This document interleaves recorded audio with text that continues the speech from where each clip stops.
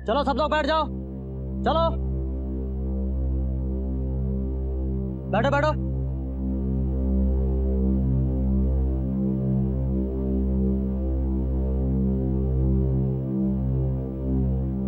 आप सब लोग का स्वागत है। अब कार्यक्रम का आनंद लीजिए।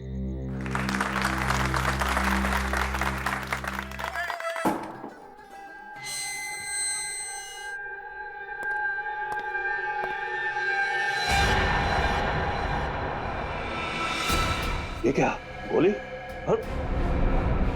तुम हमको मर गए?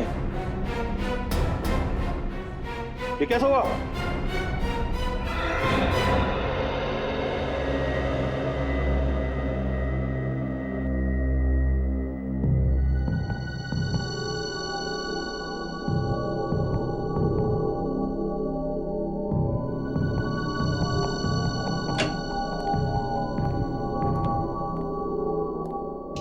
मेरी अनमोल चीज कहाँ चली गई? समझ में नहीं आ रहा।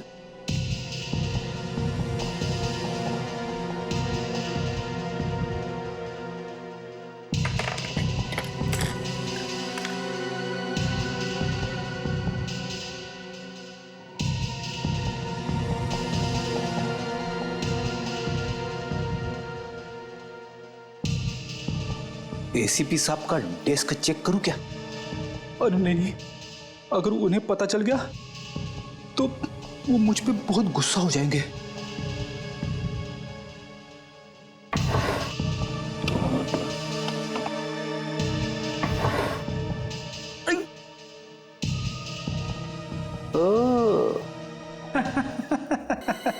मिल गया मिल गया मिल गया, मेरा अनमोल पेन मिल गया। अब मुझे कवि बनने से कोई नहीं रोक सकता।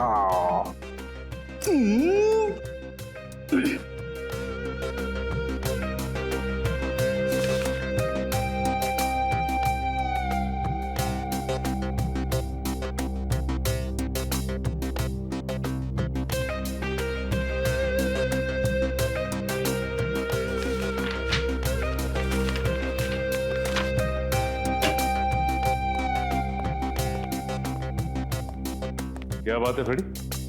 अपने आप से क्या बातें कर रहे हो? बात ही कुछ ऐसी है। भाई ऐसी क्या खुशी की बात है? हमें भी तो बताओ। सुनना तो आपको पड़ेगा ही।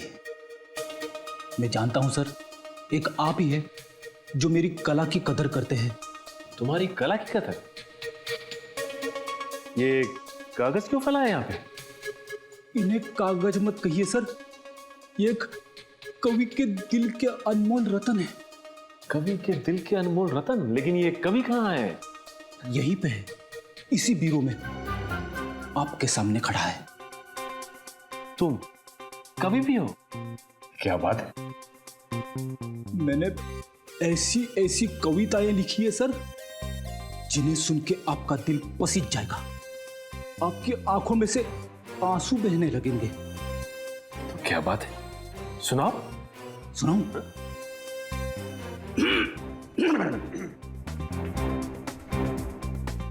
हर शाम अपने आंगन में बैठ के जब मैं डूबते सूरज को देखता हूं, हर शाम अपने आंगन में बैठ के जब मैं डूबते सूरज को देखता हूं, तो मेरे दिल में यह ख्याल आता है कि सूरज के साथ साथ पंकज क्यों न चला गया। पंकज? तो तुमने पंकज पे कविता लिख डाली? बहुत याद आ रही है पंकज की? हाँ सर, पंकज की बहुत याद आ रही है। वैसे मैंने एक और कविता लिखी है। एक और? अभिजीत सर और तारिका के ऊपर। ठीक है, ये भी सुना दो। अभिजीत सर को पसंद है फॉरेंसिक लैब में जाना। अभिजीत सर को पसंद है फॉरेंसिक लैब में जाना। डॉक्टर तारिका से पूछते हैं वो केस का ताना बाना। जुर्म से जब बात बढ़ती है रिश्तों पे, तो डॉक्टर सालुंके का वहीं पे आ जाना। बेटी, ये बहुत प्यारी कविता थी, मेरा दिल तो पसीज गया। उससे पहले मेरी आंखों में आंसू आ जाए प्लीज, बस। नहीं, मैंने और 2-4 कविताएं लिखी है। वो तुम दीवारों को सुनाओ। नहीं नहीं,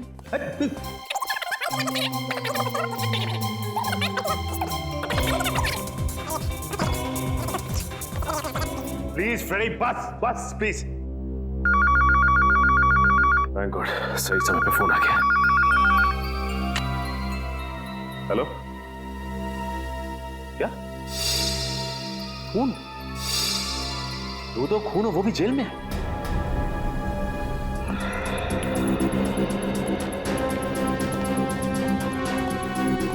आइए सर,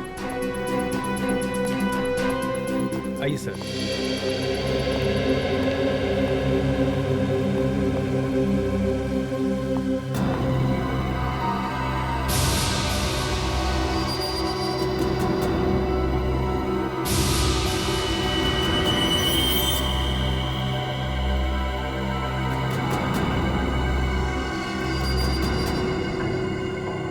शरीर पे और कहीं भी कोई चोट या जख्म का निशान नहीं है। इसकी मौत गोली लगने की वजह से ही हुई है।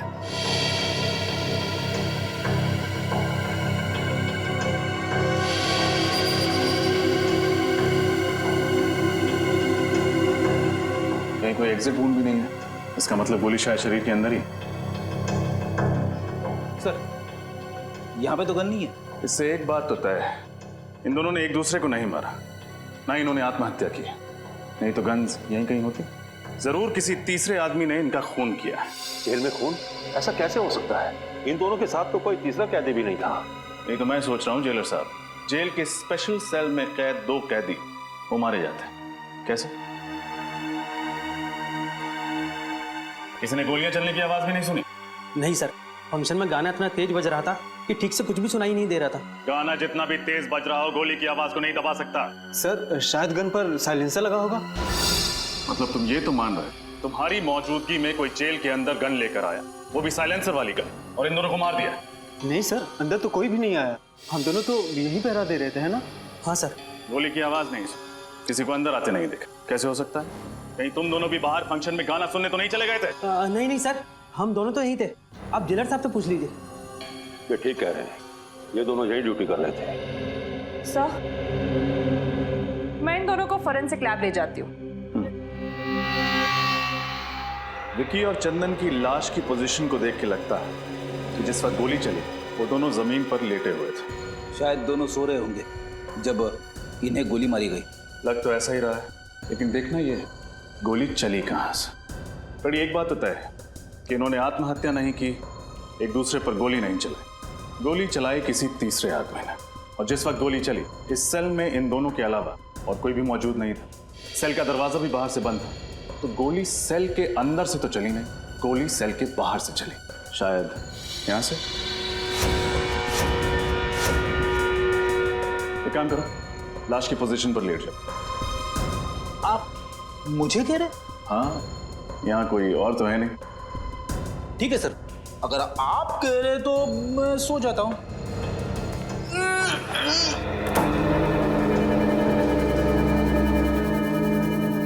Ready ready? अरे सर, सचमुच गोली मत मार देना। घबराओ मत, बंदूक खाली है। यहाँ से पूरी बंदूक को अंदर घुसाना तो मुश्किल है, बाहर से भी गोली चलाई होगी तो जाके लगेगी सामने वाली दीवार में। इस एंगल से विक्की और चंदन को गोली मारना तो नामुमकिन है। गोली यहाँ से तो नहीं चली होगी। तो फिर गोली कहाँ से चली? हो सकता है वहां से। रोशनदान से? मगर रोशनदान तो काफी ऊंचा है और उस पर नेट लगी हुई है। सो तो है फ्रेडी। एक काम करते हैं, मैं बाहर जाके रोशनदान को चेक करता हूँ, तुम जाके जेलर साहब से मिलो, उनसे विक्की और चंदन के बारे में पूछताछ करो। उठ जाऊं? जेलर साहब बाहर हैं, उठना तो पड़ेगा ही।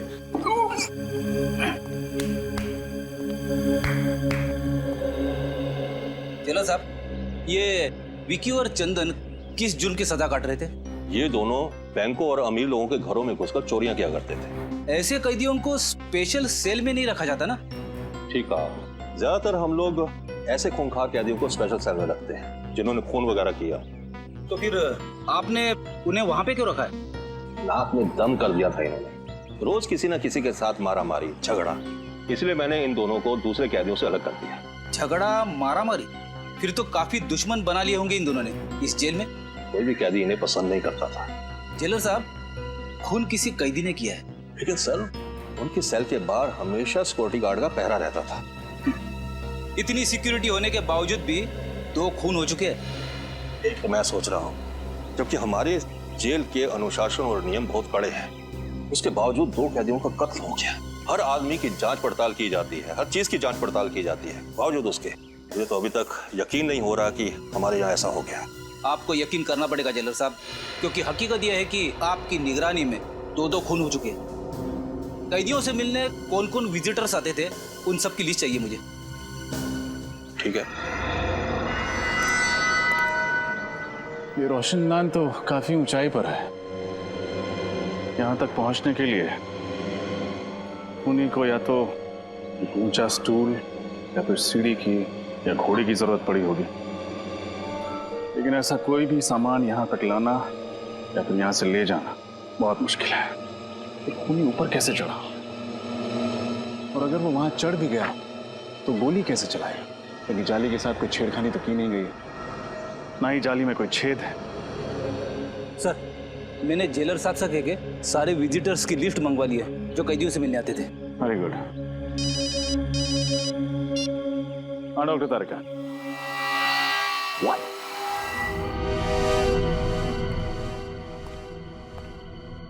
क्या तारिका जी, आपने तो मेरा दिमाग ही घुमा दिया। मैं क्या कर सकती हूँ रजत?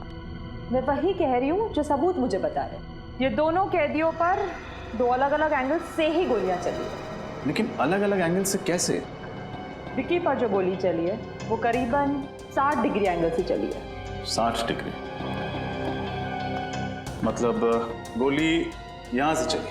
हाँ, और चंदन पर जो गोली चली है वो करीब 20 डिग्री एंगल से चली। 20 डिग्री मतलब यहां से? हाँ। तो क्या खूनी ने घुटने पे बैठकर गोली चलाई थी? अब एंगल तो यही दिखा रहा है। हाँ, मेरा दिमाग और भी चक रहा है। आपका कहना है कि गोली सेल के अंदर से चली, लेकिन यहाँ किसी भी तीसरे आदमी के होने की कोई संभावना है? हमने पूरा सेल चेक किया, यहाँ कोई भी खुफिया रास्ता नहीं। सिर्फ एक रास्ता है लोगों के अंदर आने का, और वो है ये दरवाजा। सर, ये किसी अंदर वाले का काम तो नहीं है? हो सकता है। ये लीजिए सर, जो जो इन कैदियों से मिलने आता था उन सारों नामों की लिस्ट। Thank you.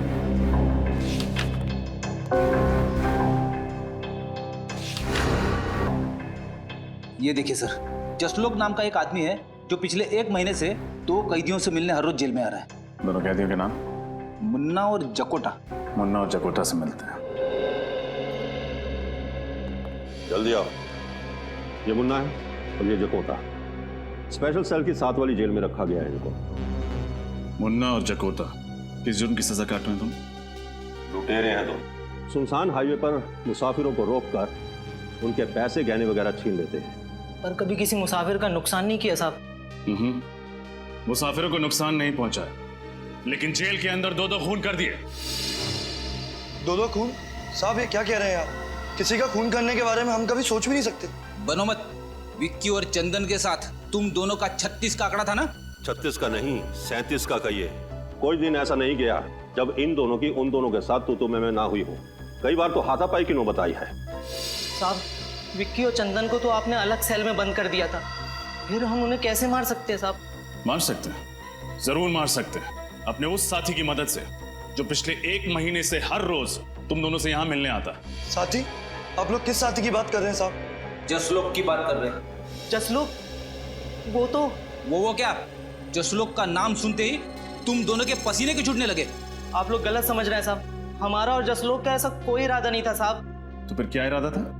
सच सच बता दो, वरना जसलोक से तो सच निकलवा ही लेंगे हम। अब हमें सब सच बता देना चाहिए, ना 2-2 कत्ल का इल्जाम हमारे सर पे आ जाएगा। आपस में खुसुर पुसुर करने से कुछ नहीं होगा। जल्दी बोलो क्या बोलना है। साहब, विक्की और चंदन हमारे दुश्मन नहीं, दोस्त थे। झूठ, फिर से झूठ। नहीं साहब, हम सच कह रहे हैं साहब। हम चारों जसलोक की मदद से जेल तोड़ के भागने की साजिश कर रहे थे। जेल तोड़कर भागने की साजिश? हाँ साहब, इसीलिए उस दिन हमने जेल में झगड़े का नाटक किया था, ताकि आप लोगों को हमारे ऊपर शक ना हो। इतना बड़ा धोखा, इतनी बड़ी साजिश। देखो, अगर ये बात गलत निकली ना तो। आप फिक्र मत कीजिए जेलर साहब, जब भी जसलोक हमारे हाथ लगेगा सच तो बाहर आ ही जाएगा। किसी और पर शक है आपको?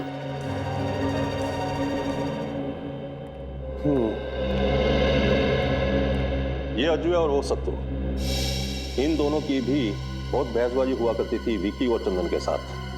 बहस तो होगी ना साहब, वो दोनों हर वक्त झगड़ा करने का बहाना ढूंढते रहते थे। हाँ हाँ साहब, बिना झगड़ा करे उनका तो खाना ही हजम नहीं होता था। हाँ। कहीं तुम दोनों का झगड़ा जकोटा और मुन्ना जैसा नकली तो नहीं था? नकली? नहीं नहीं साहब, ये क्या कह रहे हैं आप? लो, तुमने अपने ही मुंह से कह दिया कि झगड़ा असली था। इसका मतलब तुम लोगों के पास ठोस वजह थी उन दोनों की जान लेने की। नहीं नहीं साहब, हम खूनी नहीं हैं, हम तो मामूली चोर उचक्के हैं, और हम खून क्यों करेंगे उनका? हाँ साहब, वैसे भी जेलर साहब ने उन दोनों को जब से स्पेशल सेल में डाला है तब से हम दोनों का वहाँ आसपास भटकना भी मुश्किल हो गया था। चलो साहब, ऐसे कौन कौन से लोग हैं जो स्पेशल सेल में जा सकते हैं? सबसे ज्यादा तो इस मनोहर का जाना आना होता था उस सेल में, यही उस सेल की साफ सफाई किया करता था। हाँ साहब, मेरी बदकिस्मती थी कि मैं ही उस सेल की साफ सफाई करता था। क्यों, ऐसा क्या हुआ था? हाँ साहब, बेवजह झगड़ा करते थे, धक्का मारते थे, कई बार तो उन्होंने थप्पड़ भी मारे थे। अरे वो दोनों तुम्हें मारा पीटा करते थे, ये बात तुमने मुझे पहले क्यों नहीं बताई? साहब, उन्होंने मुझे धमकी दी, अगर मैंने किसी से शिकायत की तो मुझे और मारेंगे। मनोहर, कहीं ऐसा तो नहीं कि वो दोनों तुम्हें बहुत तंग करते थे इसलिए तुम्ही ने उन दोनों का? साहब, मैं तो उनके पास जाने से भी डरता था, मैं उनकी जान कैसे लूंगा साहब? मच्छर था साहब, उनके सामने में एक मच्छर। जेलर साहब, क्या हो रहा है आपकी जेल में? स्टाफ की पिटाई हो रही, दो कैदियों का खून हो गया। मैं तो खुद हैरान हूं, मुझे तो लगता था कि मेरी जेल में प्रशासन ठीक से चल रहा है, मगर तुम कौन हो? ये धनसुख है, चाय वाला। ये भी उस सेल में जाया करता था सुबह शाम चाय देने के लिए। अरे क्या हुआ धनसुख?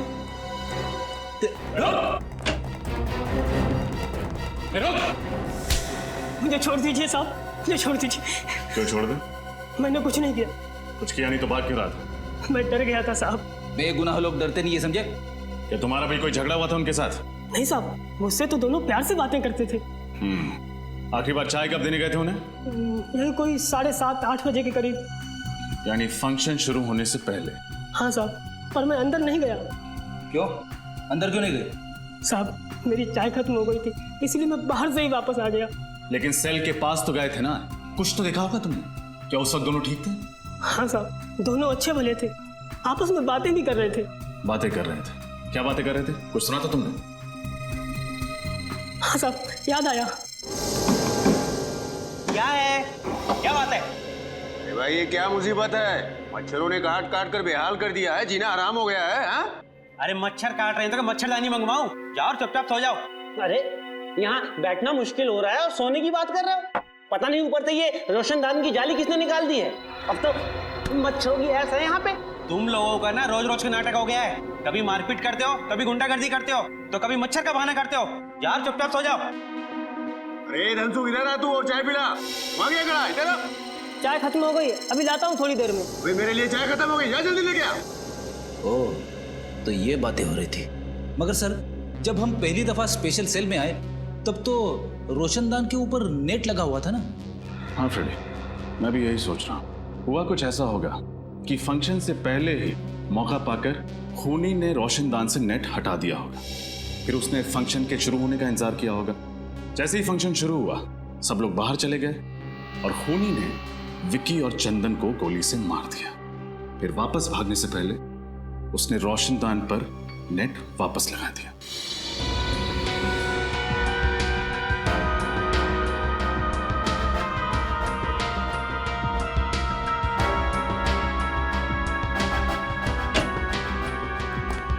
सर, ये रहा जसलोक, बड़ी मुश्किल से हाथ लगा है। 9-2-11 होने के फिराक में था। तो आप हैं मिस्टर जसलोक, जो पिछले 1 महीने से हर रोज मुन्ना, जकोटा, विक्की और चंदन से मिलने के लिए जेल में जाते थे। हाँ? क्या बकवास कर रहे हैं सर? एक तो आपका ऑफिसर मुझे जबरदस्ती उठाकर लेकर आया, ऊपर से आप अनाप शनाप बके जा रहे हैं। अरे जेल में किसी से मिलना गुनाह है क्या? जी नहीं, जेल में किसी से मिलना गुनाह नहीं है, लेकिन जेल से भागने में किसी की मदद करना गुनाह जरूर है। सर, मैंने किसी की मदद नहीं की और ना ही किसी साजिश में मेरा कोई हाथ है। देखो, मुन्ना और जकोटा अपना मुंह खोल चुके हैं। तुम्हारे लिए यही बेहतर है कि तुम हमारा समय बर्बाद ना करो। बोलो सच। सर मैंने एक बार बोल दिया ना कि मैंने किसी की मदद नहीं की तो नहीं की। बड़ी लगता है ये भाई साहब शराफत से कुछ नहीं बताने वाले। इनके ऊपर उस चीज का इस्तेमाल करना ही पड़ेगा। समझ गया मैं। सर किस चीज की बात कर रहे हैं? अभी पता चल जाएगा किस चीज की बात कर रहे हैं। सर बताइए ना प्लीज। अरे ये क्या है? ये सच बोलने का इंजेक्शन है। सच बोलने का इंजेक्शन? एक बार अगर ये इंजेक्शन लग जाए ना तो आदमी तोते की तरह सच बोलने लगता है। सर इसकी जरूरत नहीं, मैं सब बताता हूँ सर। मैं नुस्खा काम में आ गया। तुम क्यों रुक गए? शुरू हो जाओ। हाँ सर, मैंने उन लोगों को मदद करने का वादा किया था, वो सिर्फ इसलिए कि वो मेरे दोस्त थे। और जेल से निकलने के बाद इन चारों का क्या प्लान था? सर वो मुझे पता नहीं है, मैं तो सिर्फ जेल से निकलवाने में मदद कर रहा था। उसके बदले में वो लोग मुझे 10 लाख रुपए देने वाले थे सर। 10 लाख रुपए? हाँ, गोलियां शायद उस रोशनदान से ही चली हैं। लेकिन एक बात समझ में नहीं आ रही।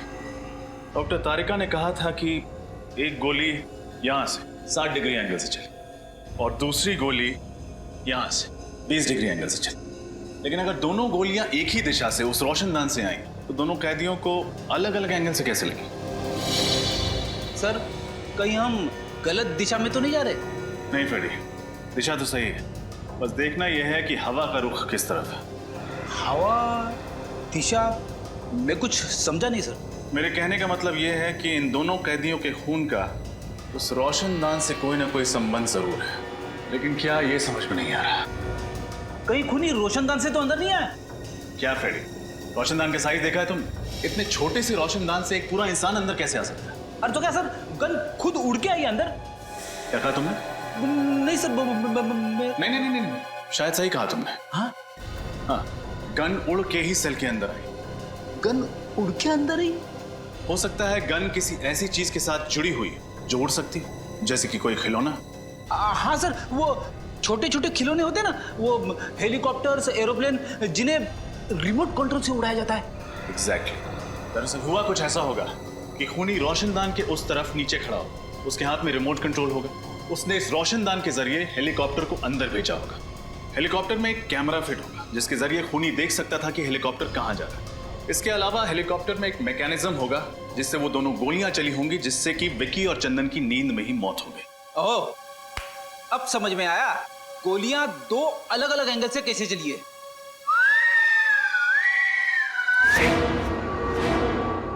करेक्ट।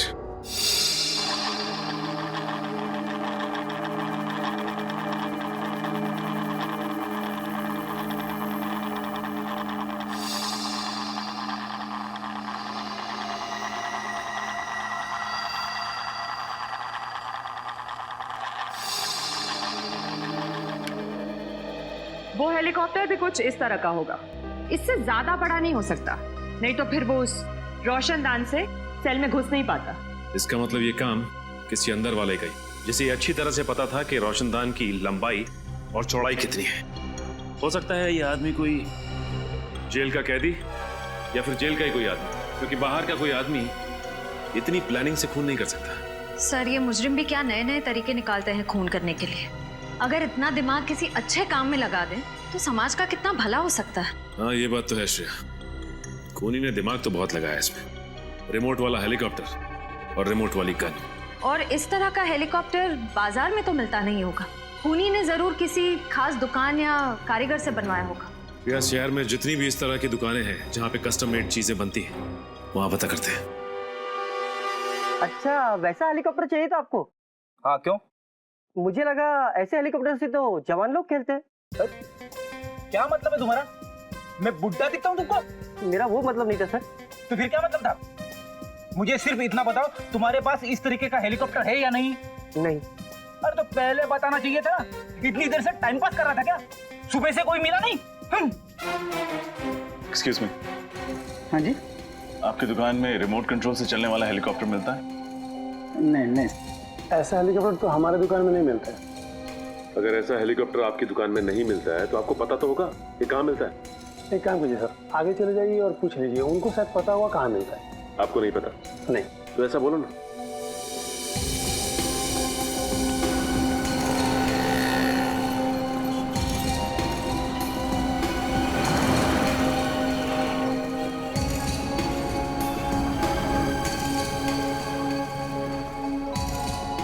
तरफ से नहीं मिला। भाई उस तरफ भी कुछ नहीं। क्या फ्रेडी, हमारा चेहरा लाल क्यों? कुछ नहीं सर, कुछ भी नहीं मिला। उधर एक दुकान है, चल के पूछना।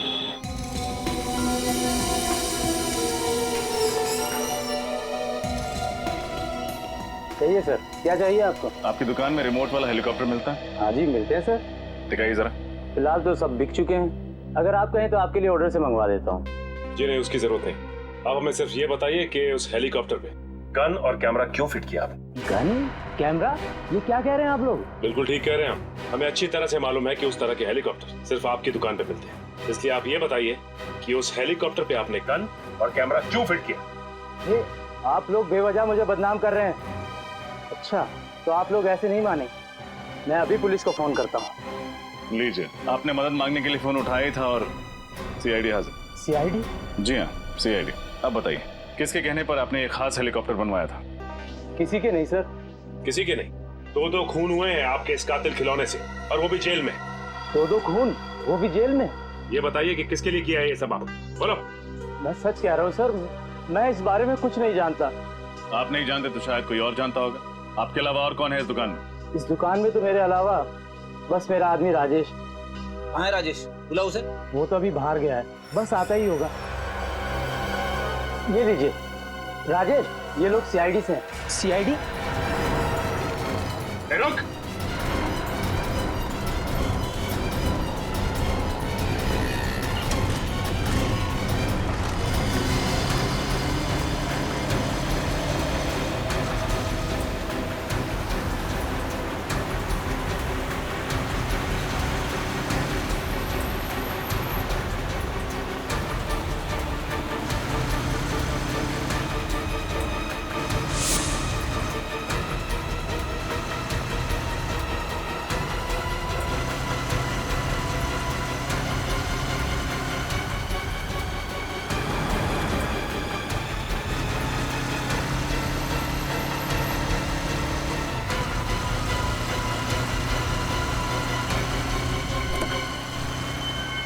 मेरी तो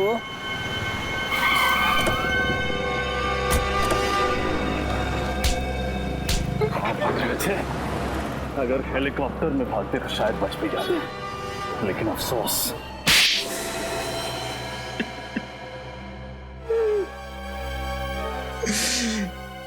गलती हो गई साहब, मैंने जो कुछ भी किया पैसों के लिए किया। उस आदमी ने मुझे 50,000 रुपए दिए थे हेलीकॉप्टर में गन फिट करने के लिए। पैसों के लालच में तुमने एक खूनी की मदद की? हा? गलती हो गई साहब, दोबारा ऐसी गलती कभी नहीं करूं। जेल से निकलोगे तो दोबारा करोगे ना? किसने पैसे दिए थे? पता नहीं, उसका ना तो नंबर याद है, ना एड्रेस और नहीं नाम। चेहरा याद है उसका? शक्ल थोड़ी थोड़ी याद है उसकी। कम से कम कुछ तो याद आया इसे श्रेया। इससे स्केच बनवा लेते हैं और अपने क्रिमिनल डाटाबेस में चेक करते हैं, हो सकता है ये कोई पुराना अपराधी हो।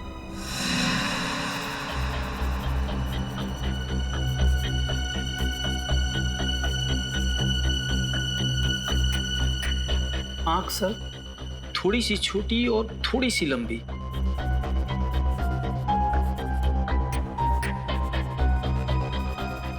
ये सही है। होठ बिल्कुल सही, ऐसा है। और बाल सर? बाल छोटे छोटे थोड़े से और सुनहले सुनहले कलर का। हाँ सर, स्केच रेडी है।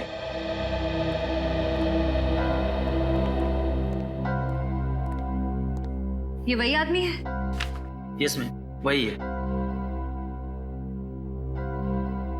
श्रेया, काम कर, अपने क्रिमिनल डाटाबेस में देखो, हो सकता है पुराना क्रिमिनल हुई। सर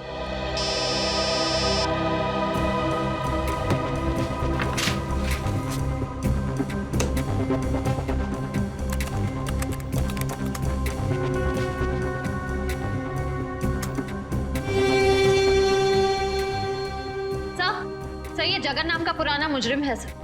ठीक है, मैं बाद में फोन करता हूँ। सर चोरी चकारी के जुर्म में कई बार जेल की चक्की भी पीस चुका है। छोटा मोटा चोरी करने वाला ये खूनी कब से बन गया? सर पिछले 6 महीने से उसी वसंत वज्र जेल में था, जहाँ पर विक्की और चंदन भी थे। इसका मतलब ये तीनों आपस में जरूर मिले होंगे और तीनों का कोई ना कोई कनेक्शन है। ये क्या, हफ्ते भर पहले ये जेल से छूटा है और जेल से छूटते ही सीधा हेलीकॉप्टर बनवाने पहुंच गया। लेकिन सर, जेल से छूटने के बाद ये फंक्शन के दौरान जेल के अंदर घुसा कैसे? किसी ने इसे देखा कैसे नहीं? हो सकता है श्रेया कि ये खुद ना गया हो और विक्की और चंदन को मारने में इसकी मदद की हो किसी ने। अपने खबरियों को काम पे लगा दो, पता करो कि ये जगन है कहाँ पे। सर देखो रिंकू, अगर तुम्हारी खबर गलत निकली ना तो सोच। क्या साहब, रिंकू की खबर आज तक गलत निकली है?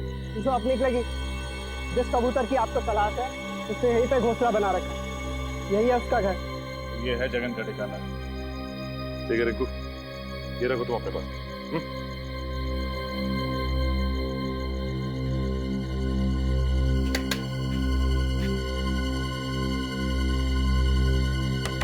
कौन है? दूध वाला। इस वक्त? ओए, ये कोई दूध देने का टाइम है क्या? इसका जब मन करता है ना तभी वो दूध देती है। सुबह दूध नहीं दिया तो इसमें मैं क्या कर सकता हूँ? आज तक तो तेरी भैंस सुबह ही दूध देती थी, अबे रात को कब से देने लगी? क्या करें, सीआईडी के आने का कोई वक्त ही नहीं है। सीआईडी?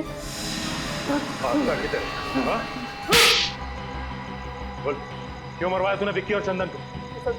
मेरी कोई दुश्मनी नहीं थी विक्की और चंदन के साथ। अगर तेरी कोई दुश्मनी नहीं थी, तूने मरवाया क्यों? तुम पैसों के लिए। किसने दिए थे पैसे? बताओ, किसने दिए थे पैसे तुम्हें ये सब काम करवाने के लिए?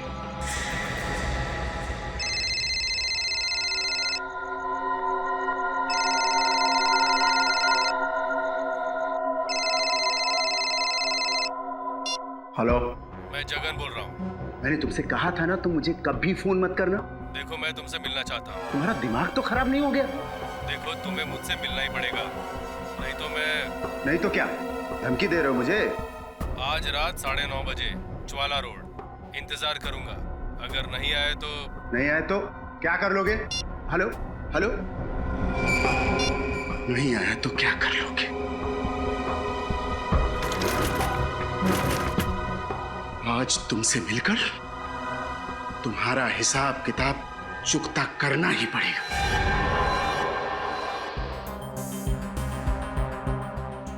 अब तो मैंने आप लोगों का काम कर दिया है, अब मैं जाऊं सर? अरे ऐसे कैसे जाने दे? अभी तक तो तुमने इंसाफ का आटा गूंदा है, प्रायश्चित की रोटी तो पकानी अभी बाकी है। इंसाफ का आटा, प्रायश्चित की रोटी? मैं कुछ समझा नहीं सर। तुमने खूनी को हमारे बनाए हुए जाल में तो बुला लिया, लेकिन तुम्हारा काम अभी खत्म नहीं होता है। उसे गिरफ्तार करने के लिए तुम्हें हमारे साथ चलना। नहीं सर, मैंने उसे धमकी देकर उसे बहुत गुस्सा दिला दिया। अगर मैं वहां गया ना तो वो मुझे भी मार डालेगा। बड़ा डर लग रहा है तुम्हें मौत से? उस वक्त एक बार भी नहीं सोचा जब जेल में 2 कैदियों को मौत के घाट उतारने की प्लानिंग चल रही थी? सर, मैंने जो कुछ भी किया उसके लिए मैं बहुत शर्मिंदा हूं। मैं आप लोगों से वादा करता हूं सर कि आज के बाद मैं कोई भी गुनाह नहीं करूंगा। कैसे करें तुम्हारे वादे पे यकीन? एक जुर्म की सजा काट के आए हो और दूसरा गुनाह कर बैठे। सर, मेरे लिए नहीं तो कम से कम मेरे बीवी बच्चों के लिए मुझे माफ कर दीजिए। मेरे बिना उनका भविष्य अंधकार में हो जाएगा। बड़ी फिक्र है ना तुम्हें अपने परिवार की? जुर्म करते वक्त एक बार भी ख्याल नहीं आया उनका? सर, मुझे एक मौका दे दीजिए अच्छा इंसान बनने के। मैं आप लोगों को कभी शिकायत का मौका नहीं दूंगा और आप लोग जैसा कहेंगे मैं वैसा करने को तैयार हूं। ठीक है, जिसका भी हाथ है इन सब के पीछे, वो जल्द से जल्द हमारी गिरफ्त में होगा।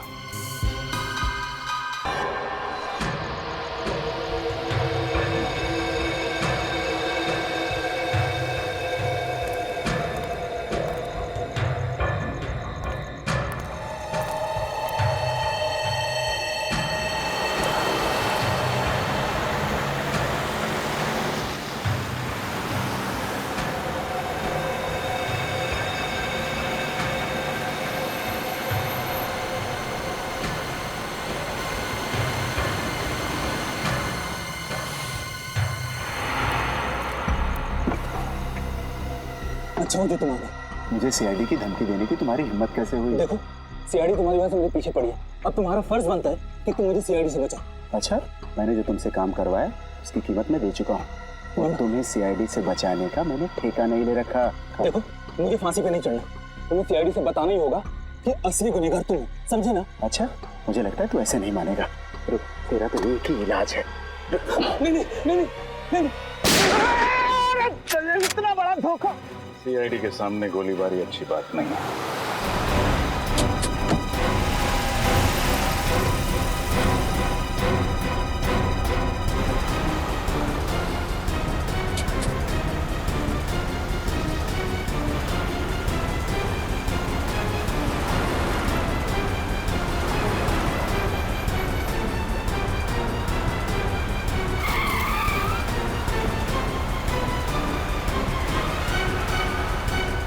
इस तरह से गाड़ी चला रहा है, कहीं किसी को नुकसान ना पहुंचा दे।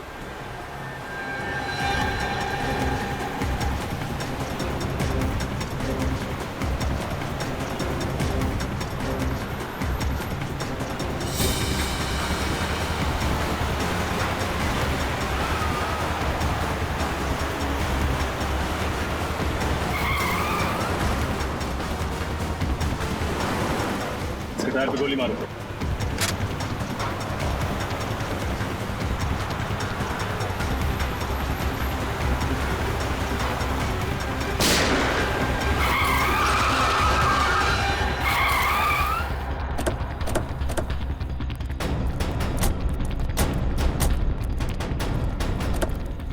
विजय बाबू, खेल खत्म तुम्हारा। चल जाने दो मुझे। चल जाने दे।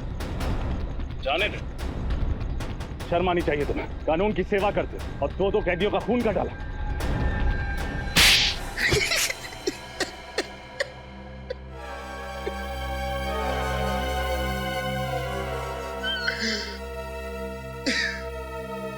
मैंने उन लोगों को मारने का इरादा बहुत पहले ही कर लिया था।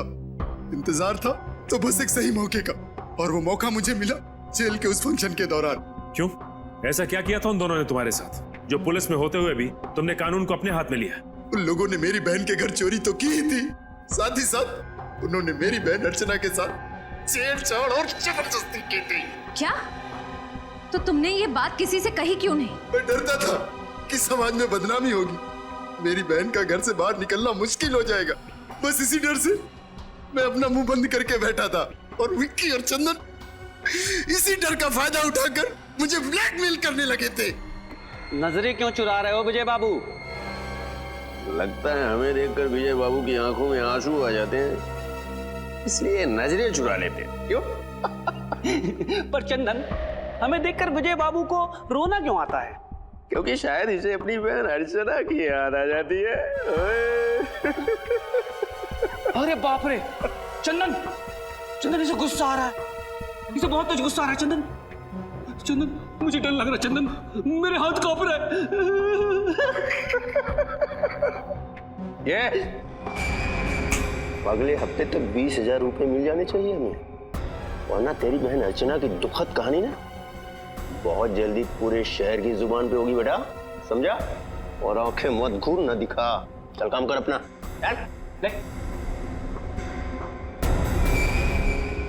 हंस लो, जितना हंसना है हंस लो। वो पल दूर नहीं जब एक बहन पर हुए अत्याचार का बदला एक भाई अपने हाथों से लेगा। अभी बताइए सर, हर पल अपमान का घूंट पीकर जिंदगी गुजारना आसान नहीं है। माना तुम्हारी बहन के साथ जो हुआ गलत हुआ, पर ये सोचकर चुप बैठ जाना कि बदनामी होगी, ये बहुत ही गलत और पिछड़ी हुई सोच है। और औरतों पे जुर्म बढ़ने का ये भी एक कारण है। औरतें बदनामी के डर से कानून का दरवाजा नहीं खटखटाती, और चंदन और विक्की जैसे लोगों के हौसले और भी बढ़ जाते हैं। आप शायद ठीक कह रहे हैं, पर अपनी बहन को और दर्द में देखने की हिम्मत नहीं थी मुझ में, इसीलिए उन लोगों को सजा देने का जिम्मा मैंने अपने कांधों पर उठाया, और जगन की मदद से हेलीकॉप्टर में गन लगवाई, और उस गन की मदद से